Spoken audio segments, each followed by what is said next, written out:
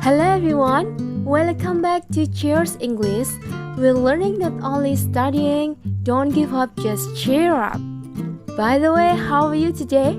I hope all of you are doing well, and today we're going to be talking about obligation. What is obligation?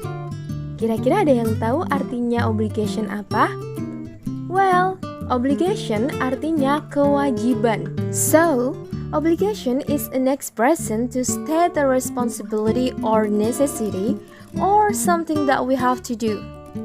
Jadi, obligation adalah ungkapan yang digunakan untuk menyatakan sebuah kewajiban atau keharusan. Langsung saja yuk ke cara membuat kalimat obligation. Okay, how to make obligation sentence?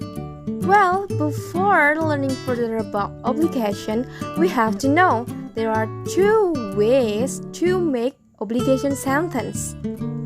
Jadi ada dua cara untuk membuat kalimat obligation. Yang pertama adalah menggunakan must. Yang kedua menggunakan kata have to. Both of them have the same meaning. Must and have to artinya harus. The first one is must. And this is the pattern subject plus must plus verb 1.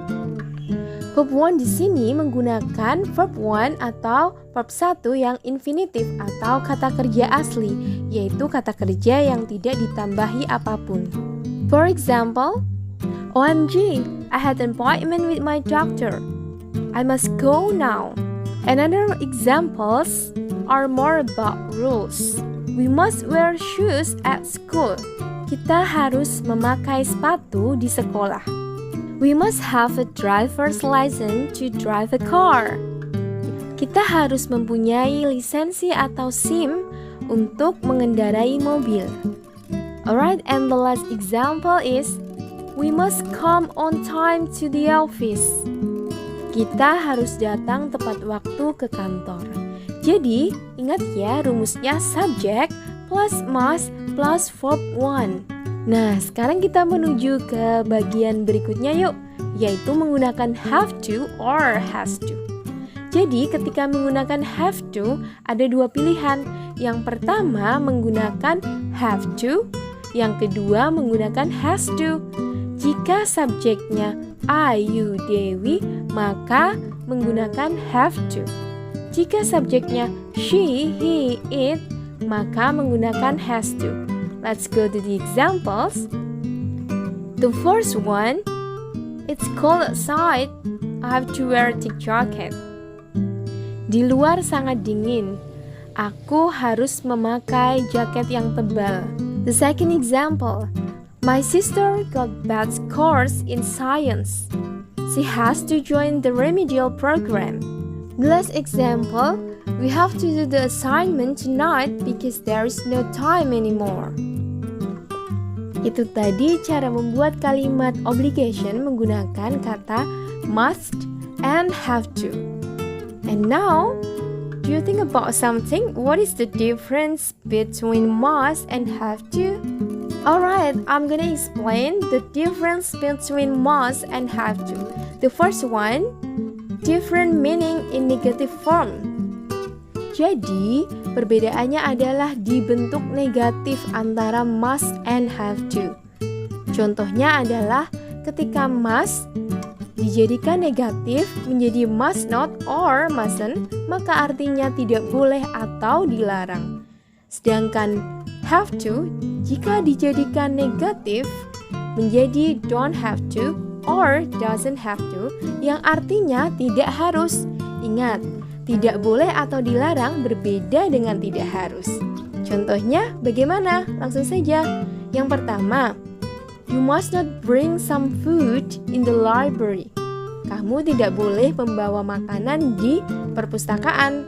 Itu adalah sebuah larangan, maka menggunakan must not. And then, contoh yang berikutnya adalah don't have to. You don't have to bring your laptop. There is a computer in the library. Kamu tidak harus membawa laptopmu. Ada sebuah komputer di perpustakaan.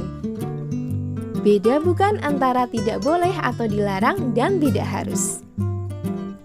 Oke, berikutnya different impression, yaitu perbedaan kesan yang ditimbulkan. Maksudnya bagaimana? Kita simak yuk.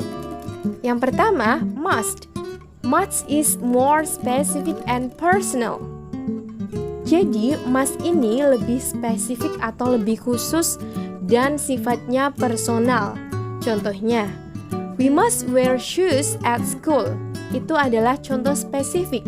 Jadi, must biasanya digunakan untuk menyatakan sebuah peraturan yang sifatnya khusus. Yang kedua, I must visit my grandmother now. Jadi, contoh yang kedua ini sifatnya lebih personal. Ketika orang berbicara, I must visit my grandmother now, berarti orang yang berbicara tersebut atau the speaker merasa dia harus mengunjungi neneknya sekarang. Tanpa ada orang yang mengatakan dia harus mengunjungi neneknya, dia merasa setuju dan memutuskan untuk mengunjungi neneknya. Yang berikutnya adalah have to is more general and situational. Maksudnya bagaimana? Jadi have to ini bersifat lebih umum atau general dan bersifat situasional atau berdasarkan situasi. Contoh yang pertama, we have to take a bath every day. Ini bersifat general. Kenapa? Karena pada umumnya kita akan menggunakan kata have to untuk menyatakan sebuah keharusan yang bersifat umum. Kemudian, contoh yang berikutnya, I missed the train today. I have to take a bus. Ini bersifat situasional, yang artinya the speaker atau orang yang berbicara ini harus melakukan sesuatu berdasarkan situasi.